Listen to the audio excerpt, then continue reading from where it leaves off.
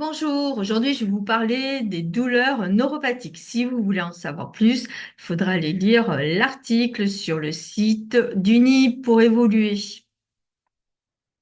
Alors, les douleurs neuropathiques résultent d'une lésion ou d'un dysfonctionnement du système nerveux. Elles se manifestent par des symptômes atypiques tels que des brûlures, des décharges électriques ou des paresthésies. Ces douleurs sont complexes à diagnostiquer et à traiter, ce qui les rend difficiles à comprendre pour les patients et pour les soignants. C'est pour ça que souvent les patients ont vraiment l'impression que personne ne les croit dans leur souffrance. La reconnaissance et la prise en charge adaptée de ces douleurs sont essentielles pour améliorer la qualité de vie des patients. Alors, pourquoi ces douleurs sont-elles difficiles à comprendre? Eh bien, en fait, les douleurs neuropathiques peuvent apparaître à distance de la lésion. Elles sont souvent invisibles et mal comprises, même par les soignants. Je vous donne un exemple, des brûlures persistantes après un zona, malgré la disparition de la lésion cutanée. On n'a plus le zona, mais les douleurs persistent. Elles peuvent persister des mois, voire même pendant des années. Les symptômes incluent des brûlures, des picotements ou des décharges électriques et peuvent durer bien après la guérison de la cause initiale. On peut les diagnostiquer avec le questionnaire DN4. Donc celui-là, vous pourrez le télécharger sur le site et je tenterai de vous le mettre aussi en téléchargement sur la chaîne. Le DN4, douleur neuropathique en question, est un outil simple et fiable. Il se compose de 4 questions qui aident à déterminer la présence ou non de symptômes caractéristiques de ces douleurs. Il permet une identification rapide et oriente le patient vers une prise en charge adaptée. Sensibilité 82,9%, spécificité 89,9%. Je vais vous expliquer un peu mieux ce que veut dire ces termes sensibilité et spécificité. En fait, ce sont des mesures utilisées en médecine pour évaluer la performance d'un test diagnostique. Donc ici, on voit que la sensibilité est de 82,9%.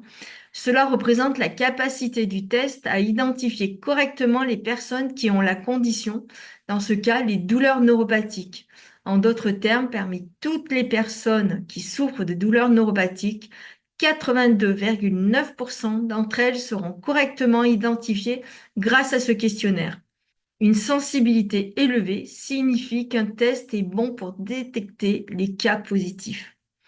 La spécificité 89,9%, cela représente la capacité du test à identifier correctement les personnes qui n'ont pas la condition, les personnes qui sont sans douleur neuropathique. Ici, parmi toutes les personnes qui ne souffrent pas de douleur neuropathique, 89,9% seront correctement identifiées par le test comme ne présentant pas de douleur neuropathique. Une spécificité élevée signifie qu'un test est bon pour éviter les faux positifs.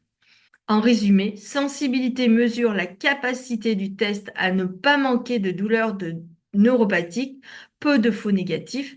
Spécificité mesure la capacité du test à ne pas diagnostiquer à tort des douleurs neuropathiques chez des personnes saines, peu de faux positifs.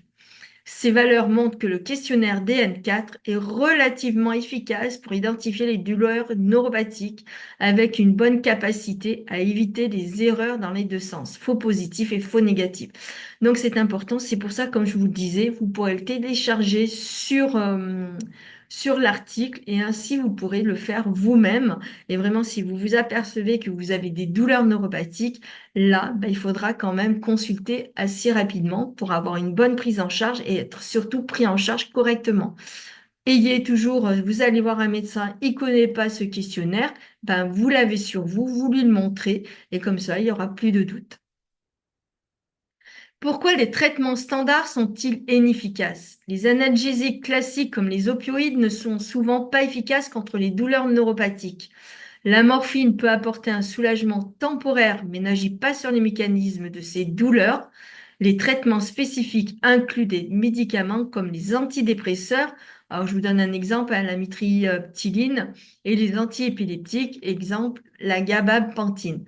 Ces médicaments ciblent directement les processus nerveux à l'origine de la douleur. Il existe aussi des approches complémentaires, hein. L'aromathérapie, certaines huiles essentielles comme celle de menthe poivrée peuvent avoir un effet analgésique. La phytothérapie des plantes comme l'écorce de saule ou la racine de curcuma ont des propriétés anti-inflammatoires. Et il y a aussi, ça, vous pouvez vous le faire prescrire par votre médecin, la relaxation, mais le TENS. Donc, ce sont des pratiques comme la relaxation, c'est la méditation, et le TENS, c'est ce qu'on appelle la stimulation électrique transcutanée. Ils peuvent réduire ainsi l'impact du stress et apaiser les symptômes de la douleur. Donc, le TENS, vous pouvez vraiment le faire marquer par votre médecin et après aller le chercher à la pharmacie et vous sera remboursé. La persistance des douleurs après la guérison. Les douleurs neuropathiques peuvent persister longtemps après la guérison de la cause initiale. Exemple, comme on l'a dit tout à l'heure, après un zona ou même une chirurgie. Cela se produit lorsque le système nerveux continue de transmettre des signaux douloureux malgré l'absence de lésions physiques. Ce phénomène peut rendre la gestion de la douleur encore plus difficile et prolonger la souffrance du patient. On voit ces douleurs neuropathiques aussi dans ce que je vous ai déjà parlé, l'algodystrophie ou algoneurodystrophie et ce qu'on appelle maintenant le SDRC, le syndrome douloureux régional complexe. En conclusion, les douleurs neuropathiques nécessitent une reconnaissance et une prise en charge spécifique. Une approche globale combinant traitement médicamenteux et méthodes complémentaires est essentielle.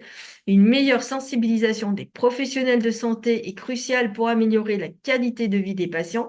C'est pour ça que c'est important que les professionnels de santé aient ce fameux questionnaire DN4. Et les patients doivent être accompagnés dans la gestion de leur douleur avec des solutions, et là, ça c'est important, adaptées à leurs besoins individuels. Il ne faut pas non plus que vous ayez les mêmes traitements que tout le monde, c'est tout.